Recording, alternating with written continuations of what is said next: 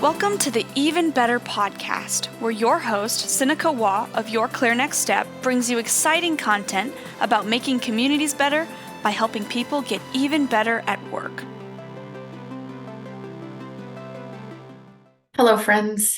Welcome to the Even Better podcast. Thank you so much for joining me today. This is your host, Sinikka Waugh, and this is part of our ongoing mission here at Your Next Step to help us all have even better workdays so that together we can co-create better communities. Have you thought about that mission in a while? Because, man, I think about it every day. And I had a chance to visit with someone just last night about that. And as we were talking about a thing that's about to happen in the world that I'm in the world that several of us are really closely connected to, there is something big on the horizon, and it's going to take a lot of time and a lot of work and a lot of energy. And when I think about this really personally, it's a time of upheaval, right? It's a time of turning things upside down and rolling up your sleeves and working really, really hard. And it's going to require more time and more energy and more effort and more focus than most of the things that I've been involved in the past. And that's hard to imagine because, man, when I get involved in something, I give it my all. And so to be involved in something that's going to turn all that upside down and take even more, it catches my breath a little bit. And so you may find yourself in a place where you are looking ahead at a busy season, or you're looking ahead at a time when something significant or something significantly painful is on your horizon. And I don't know if I want to call this crisis. Crisis feels like it happened and we didn't know it was coming. Maybe we did know it was coming, and maybe crisis implies bad. Maybe crisis implies negativity. Maybe the word is something else. But this podcast that I want to, in this session right now, I want to talk about what to do, 7 things that I think we got to do when that really intense period, maybe it's crisis, maybe crisis is the best word for it, and there's no better word for that, excess pressure, that really intense, give it your all, focus sincerely and intently on the thing at hand is at your doorstep. In a previous episode, I talked about crisis and some things I've learned in times of crisis. And sometimes we really can plan ahead for those moments. Sometimes crisis implies bad, and sometimes it implies intense. And in storylines, in literature, it's that moment where something is really, really tested. But what I want to focus on right now is those moments where you know that intense pressure is coming, excess pressure is coming, and maybe it's here. Maybe it's here. It's at your doorstep. And you have to go through this. There's almost no way out of it.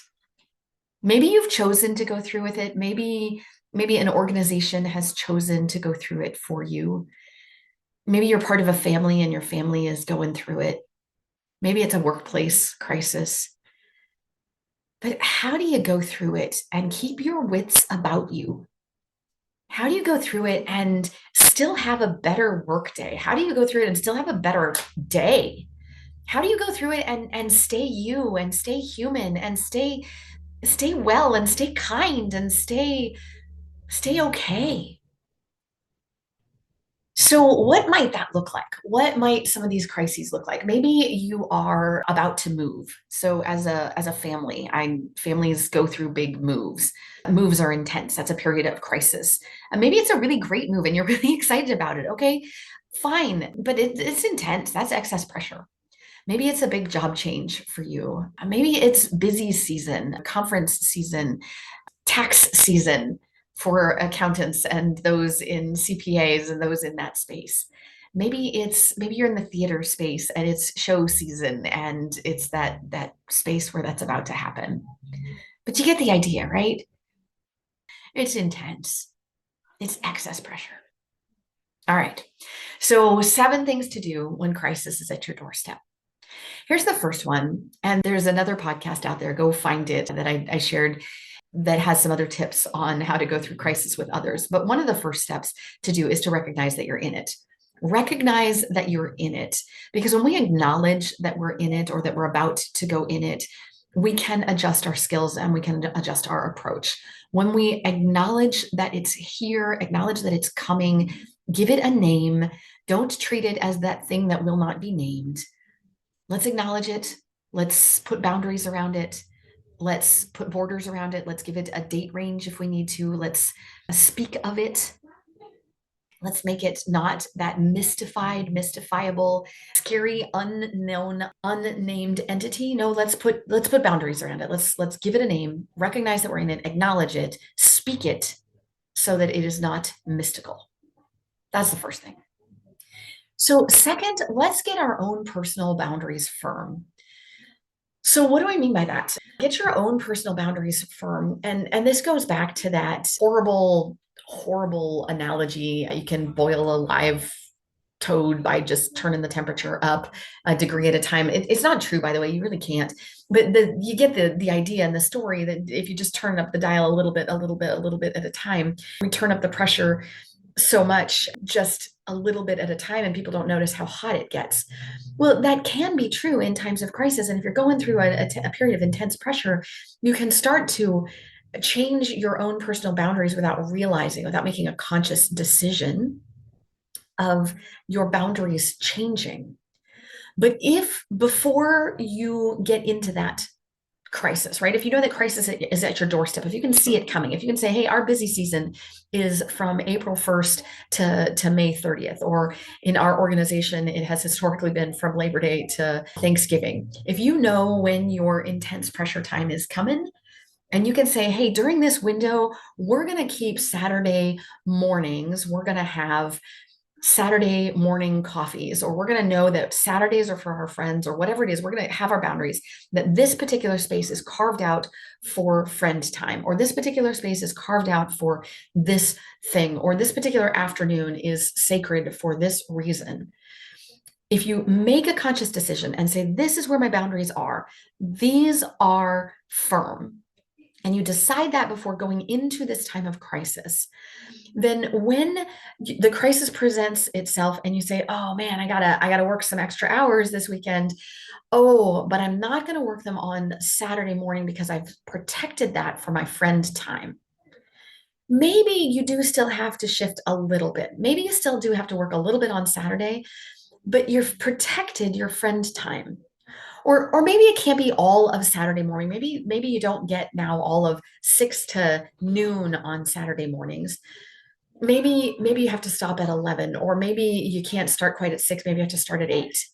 Maybe it adjusts a little bit, but you've got this boundary. You've still got Saturday mornings with your friends, and you know you can still go have coffee with them from 8 to 10 or 8 to 11. You've still got this protected time.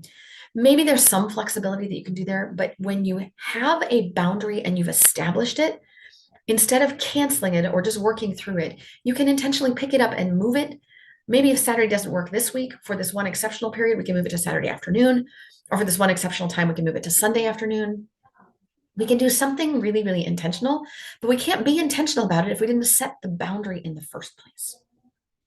So first, recognize you're in it. Second, get those boundaries firm so that when you need to move them, you at least know what you're talking about.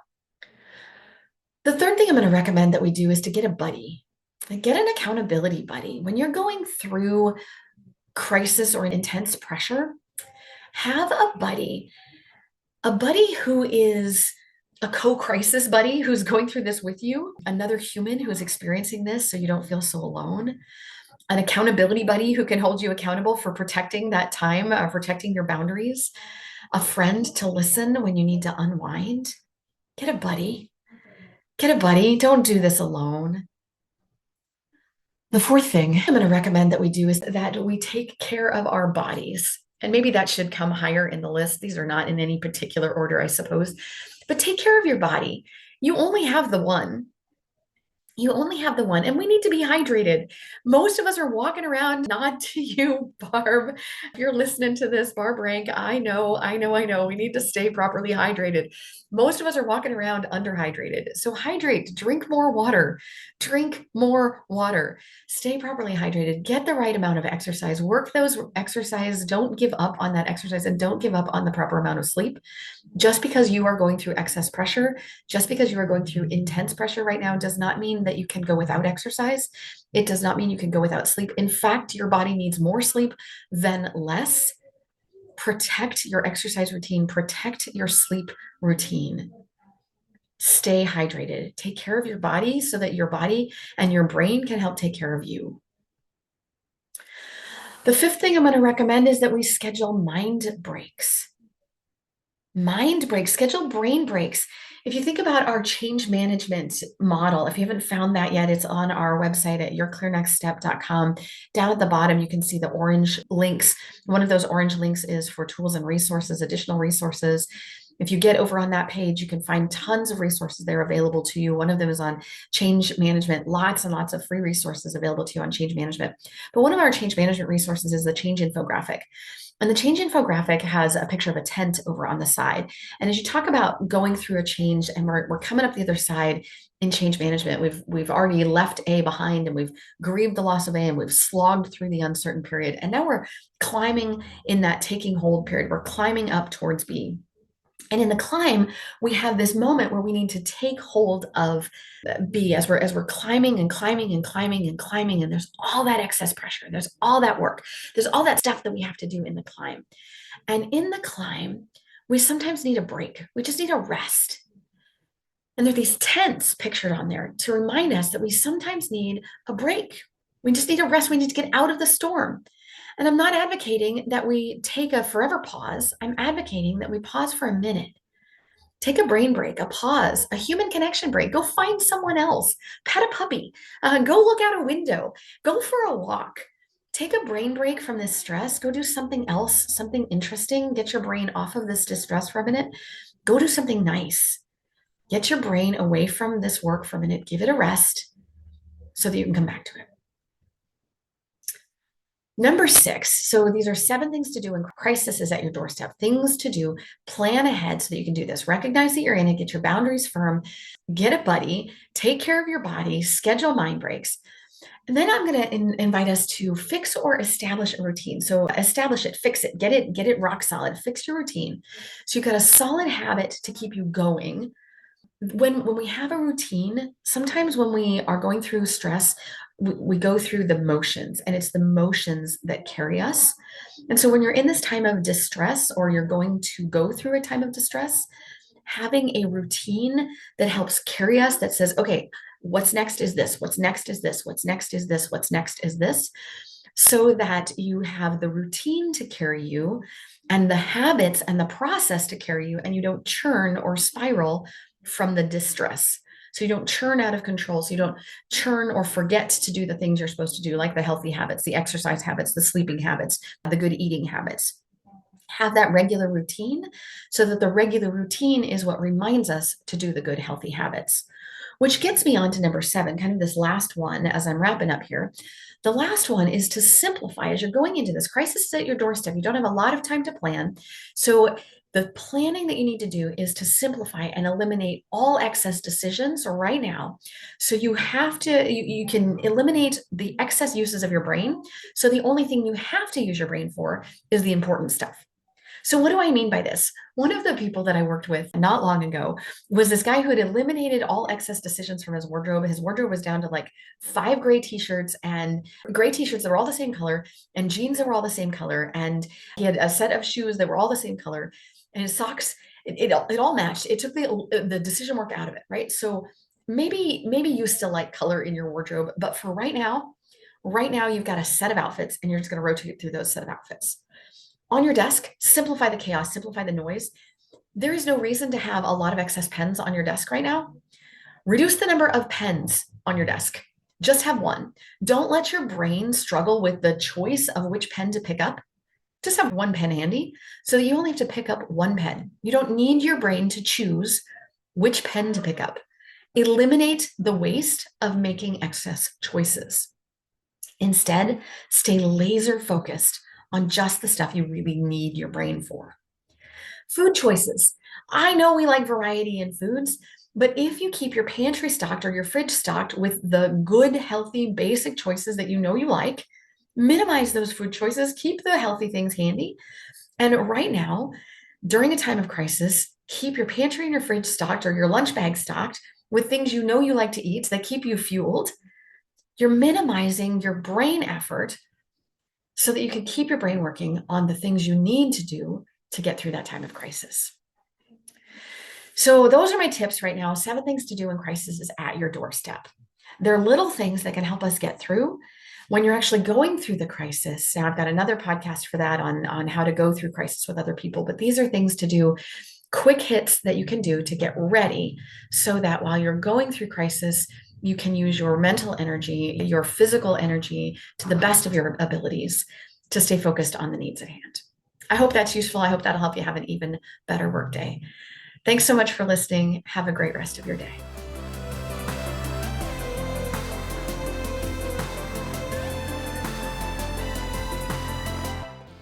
Thank you for tuning in today.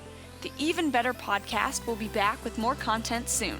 But in the meantime, subscribe to our podcast or check out our website at yourclearnextstep.com for more information.